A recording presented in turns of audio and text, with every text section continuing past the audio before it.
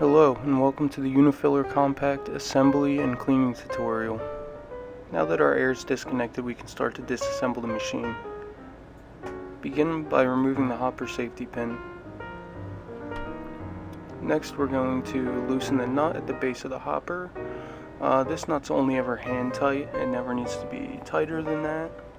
So we'll set that aside, and we will also set aside the O-ring that the hopper sits on top of. Next we're going to start taking everything else apart by loosening these clamps. And when taking the clamps off, we can start to put the O-rings on the clamps to keep them all together and safe. Okay, we see the first piston being removed here.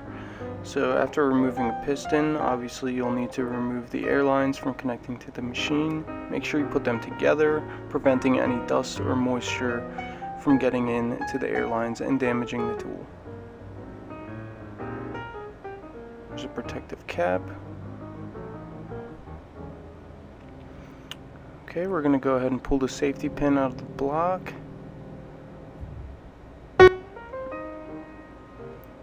Removing the second piston now and disconnecting the air lines, making sure to connect them together again. And the last piece that we'll remove from the machine is the disc piece and the cylinder piece. As you can see, all the parts on this machine are pretty simple as far as how they go on and how to take them apart.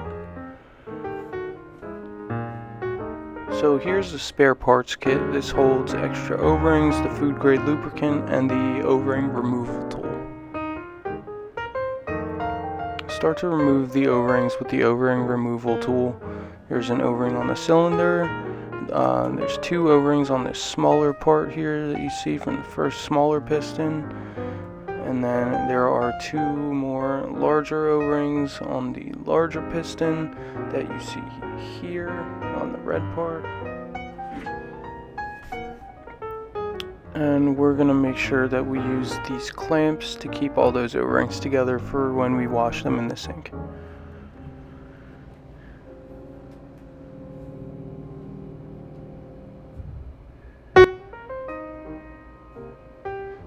All of these parts can be washed with a mild detergent, anything that you would normally wash dishes with in a commercial kitchen.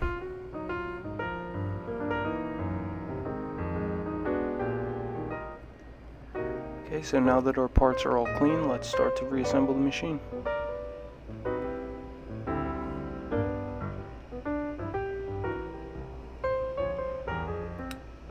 So I'm using paper towels to get any residual moisture. I'm going to lubricate each O-ring, place them back in the appropriate place.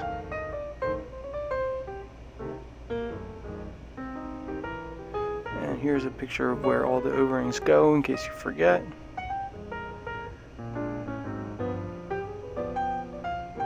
Now after the O-rings are on the right parts, we're going to put some lubricant on the outside just to make sure everything is good to go and that these machine parts can slide around nice and easily while the machine is functioning.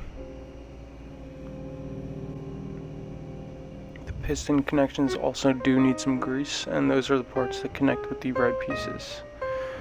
Also, there is the part that connects to the machine here. So now what we're doing is attaching the pistons back onto the head as well as the cylinder and greasing the spots that need to be greased.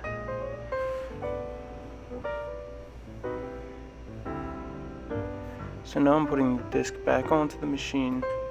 I'm going to bring my assembly over and slide it into place.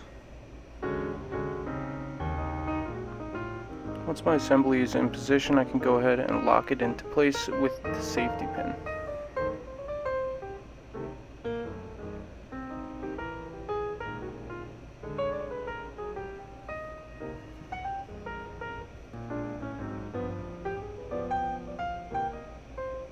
Okay, so this larger piston needs to be facing the proper direction.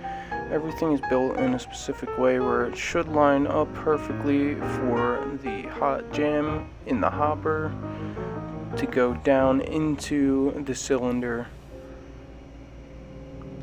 So there should be a downward slope into the cylinder from the hopper if that red piece is on correctly.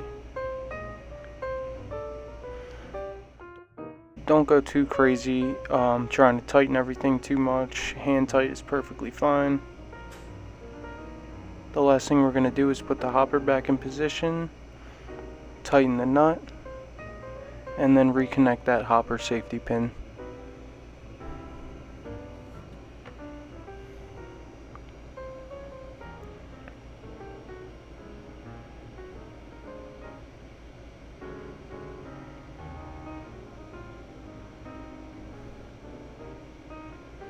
Okay, so once the air lines are reconnected, you are reassembled and ready to go.